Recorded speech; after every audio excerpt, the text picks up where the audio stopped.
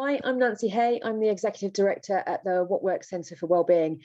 We are the UK's national body for wellbeing evidence, policy and practice. And we believe that wellbeing is the overall aim of what public sector and civil society action is aiming to achieve. And our job is to bring together what's known about what works and to get it to those people who can use it and to learn as much as possible from what we're doing. And we partner across sector, and I was really excited to work with the team today because our approach is really similar. We are evidence-based, collaborative, open, practical and iterative in how we work to make this happen in practice. So that's us. We focus on 4 key areas and we partner across the life course as well. So we're looking at how we know what we know, methods, measures and wellbeing economics. A lot of the data that I'll be talking about today, places and community, because we know wellbeing varies across the country. Again, what we're talking about today, loneliness and social connection, because we know that matters in communities, and working age and business, because we know that we are happiest at 23 and 68 and least happy in middle age. So why does this matter? So when we're working on public spending, for example, we're looking to make sure that all significant costs and benefits that affect the welfare and well-being of the population are included, not just market effects. And this welfare and well-being consideration is the entire population. So what we're trying to do is provide the evidence around that. And I think one of the things to start straight up here is say what well-being is in our understanding. So we use the definition of well-being as how we're doing and how sustainable that is for the future, and how we're doing is as individuals, communities, and as a nation. And you can see that this well-being approach, whether it's called well-being or not, involves measuring more broadly than traditional measures of GDP or life expectancy, but capturing the full aspects of life. So the OECD Better Lives framework is one, and we move around the world for a better life. What is it?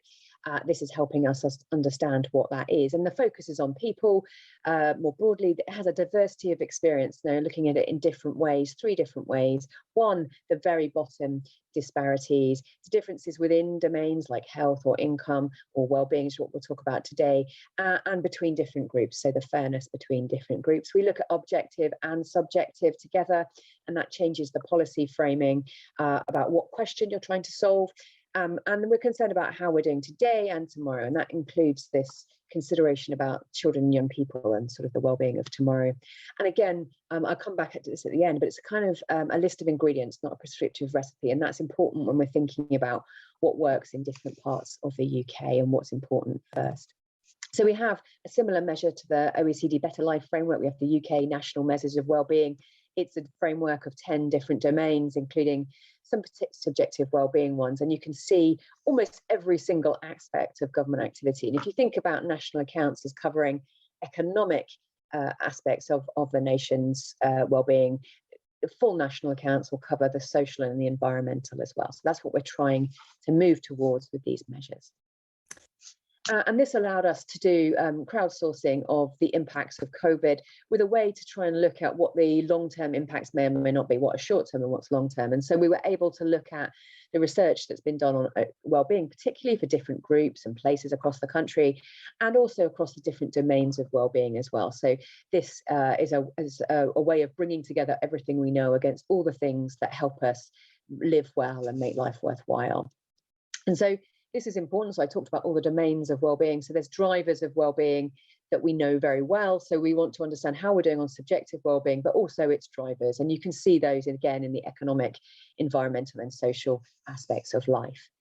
And those national data dashboard of wellbeing is also replicated locally. So what we did is looked at what data was currently available for subjective wellbeing and all its drivers at every local authority across the UK. So that had constraints on the availability of data, and I'll come back to that later, but basically trying to get a full picture of what's going on, and you can see some of those. I'm going to talk specifically about the subjective wellbeing metrics there, because they were one of the big things that we knew. So these were harmonized metrics that cover the 4 areas of subjective wellbeing that are the key different concepts behind it. So life satisfaction, evaluative wellbeing, how we feel about our life, our sense of purpose and whether we feel the things like we do in life are worthwhile, and some mood ones, so positive affect, in this case happiness, and negative affect, in this case anxiety. And there are a broader range of measures that you could do, and I'll talk a bit about that later as well, but this is the national data we've got since 2011-12, and you can see it varies across the country, with the darker areas in blue and the lighter areas, the darker areas being on average happier, and the lighter areas being on average less happy. And you can see the trends over time, and you can see the impact of the pandemic, particularly on the chart on the right hand side. We've got really exciting innovation, I think, from the ONS this last year and a half or so. We got weekly data from the Opinions and Lifestyle Survey, and that allowed us to see what was affecting these different things, different aspects of well-being. And some of them moved more slowly than others, and that's why you need more frequent data, particularly for the experiential ones of positive and negative affect, whereas purpose moves much more slowly.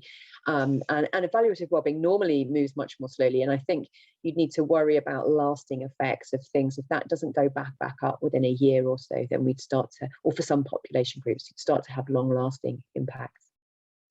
There are other data available, which is also cool, that help us understand mood, I suppose, experiential data. And the one that I'm highlighting here from YouGov that was pretty useful was boredom, which isn't in that positive and negative affect, but you can see this impact on boredom of the pandemic and the lockdowns associated with it. And you can imagine we've seen related increases in different types of behaviour as a result of that, and mood and other things as well. So there's clearly a whole range of measures you can look at in terms of subjective wellbeing. We can look at those trends over the last 10 years in those measures by local authority. I've just picked out 5 here, but and you can see them over time, which is really useful for each of those measures. And then LG Inform has comparisons by English regions. Here I've picked Yorkshire and Humberside against all English regions, and you can see how they compare. And here you can also compare against different metropolitan boroughs as well, and how different places are doing. And actually it's probably worth also looking against the population profile, because we know wellbeing varies by quite a lot. I want to talk about levelling up, and we've been looking at what wellbeing inequality is and how you might measure it for some time. And we experimented with lots of different ways of measuring what that wellbeing inequality meant. And this is just those findings that help inform what we might be wanting to measure and doing it. So what we can see is that there is pockets of hidden misery. So this is where there are big differences in wellbeing within a place, and this is in 2014. And there was a change from 2011 to 2012 to 2014-15. So number of places saw decreases in inequality, but basically the darker areas on the map are those with higher inequality, so bigger differences in wellbeing within a place. And that would feel, I would expect, relatively unfair. And there's also probably a large number of people in misery in those inequality pockets. But that means you've got little different profiles for different places. You've got places with high average wellbeing and everyone's sort of equally happy, and you've got places with low average wellbeing but everyone's fairly equally miserable, sorry. And then you've got places that have high average wellbeing that look on the face of it like they're doing reasonably well, but with hidden pockets of misery. And again, places that have low average wellbeing and high wellbeing inequality. And so they may not be surprises to you, for those of you who look at these types of differences in places, but I think it gives a slightly different lens on what we're trying to understand here. One of the things we do see is usually lower educational attainment gives a wellbeing penalty, but not everywhere, and that was surprising. So people with lower educational attainment did better in some parts of the country, and there was no impact in others. And I think there's also true of job quality, where job quality bucks this educational attainment trend in some parts of the country as well. And then we can also look at those who are struggling most, and this is looking at the average wellbeing for the 40% of those in a local authority with the lowest wellbeing. So really finding out who is really in misery. This is probably relatively associated with things like the deaths of despair type data. And again, this is household data though, so we will also be missing people who may also be probably in the less happy places in the world by looking only at household data. And ONS have been looking at those populations where they can, and I think that's where other data sources can really help us understand what's going on. We do know who is at risk of lowest wellbeing: those who feel their health is bad or very bad, have a long-term illness or disability, renters, those who are single or widowed, divorced or separated, and in middle age. So I talked about that low point in the 40s. And those who have the lower education, and men on the life satisfaction disparity, although that has been reducing over the last 10 years, whilst the gender anxiety gap has been increasing. What did we have a look at about what's associated with inequality and life satisfaction across local authorities in Great Britain? We saw that where places that had big differences well-being tended to have lower medium income and high levels of unemployment. That's probably no surprise. And in rural areas, we found they often have a higher average well-being, but often this pockets of misery. And we wonder if that's to do with the impacts of life events such as unemployment have greater impacts on sort of cost of living and transport, for example, in those areas. Places that had smaller differences in well-being, so more equal, had tended to have higher levels of engagement in heritage activities, which surprised us. That's partly because the data was available. Greater engagement with green space, and it was the use of that green space that mattered. And then higher female but not male life expectancy. And you can see the trends in life expectancy have changed across the UK in the last 10 years. With drops in female life expectancy in some parts of the country. And we think that the gender difference there is partly because women have been exposed to some of the risks to health that men would normally typically have. And then we can also see some relations to wellbeing and equality with perceived quality of society, sort of satisfaction with government and trust in institutions in particular. So that's the sort of thing we don't know is a cause or a consequence. So lastly, are we in levelling up reducing disparities? Are we levelling up those disparities in wellbeing, or are we after something that is not just captured by GDP and life expectancy and extending those metrics to capture something more that covers life now? So is it about opportunity infrastructure, or is it we can try and act by finding lasting win-wins? So there are challenges that open up new options. So where there are fewer comparison effects, we should get lasting impacts. Where there's little adaptation, we should get lasting impact. And that stability and welfare safety net we saw from the pandemic was particularly key. So some quick questions on the data, just to finish off, because that's the challenge today. Under 18s data, please. So we can see some fantastic work from the Children's Society, who provide the national statistics for under 18s. That has been a negative downward trend on satisfaction with life as a whole over the last 10 years. And that's starting to be changed by the Children's Commissioner and this Be Well across Greater Manchester. But we don't have as solid data for under 18s as we do for adults. And that's important because there are some interesting different trajectories that people within that, so averages are hiding it. So we do need these bigger sample sizes. We also have data for every local area in the UK using existing data, which I mentioned, and you can see what that shows you in terms of local conditions, in terms of how equal places are, how fair they are, and how we're doing on the environmental aspects of sustainability.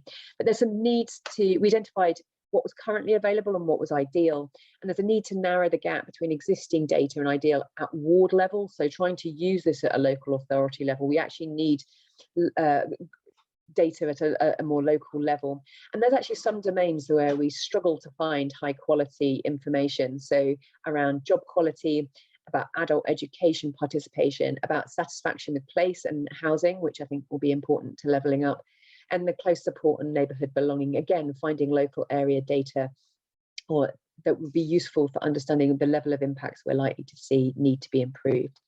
And we can also see firm and school level variations, and there's data available for settings like that as well, that are increasingly being used by the workplace, by the education sector and others.